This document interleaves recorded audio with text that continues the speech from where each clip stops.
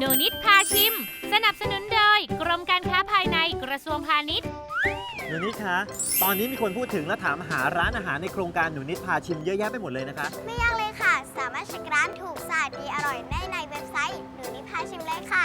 ในนั้นนะคะจะมีทั้งแผนที่และเบอร์โทรศัพท์ค่ะแล้วในกรุงเทพของเราเนี่ยมีร้านก๋วยเตี๋ยวเรืออยุธยาอร่อยบ้างไหมคะมีแน่นอนค่ะร้านนี้เลยก๋วยเตี๋ยวเรืออยุธยาลุงตั้งอยู่อรุณอมรินทร์ซอย13ตรงข้ามกับวัดเครือวันเปิดตั้งแต่7 โมงเช้าถึง5 โมงเย็นมีของอร่อยหลากหลายเลยค่ะเปิดมา 20 ปีแล้วค่ะก็อยากให้ลูกค้ากินของดีในราคาประหยัดร้านเรามีก๋วยเตี๋ยวเรือสูตรอยุธยาทั้งหมูทั้งเนื้อพร้อมด้วยก๋วยเตี๋ยวหมูต้มยำเริ่มต้น20 บาทพิเศษ30 บาทและเมนูอื่นเช่นหมูสะเต๊ะไม้ละ5 บาทลูกชิ้นไม้ละ6 บาทน้ำชงแก้วละ7 บาทถึง12 บาทค่ะเมนูหลากหลายแต่ขายราคาเบาๆแบบนี้ช่วยลดค่าครองชีพได้มากจริงๆครับถ้าเห็นป้ายหนูนิดพาชิมแบบนี้อย่าลืมแวะเข้ามาชิมนะคะรับรองว่าถูกสะอาดดีอร่อยแน่นอนค่ะสนับสนุนโดยกรมการค้าภายใน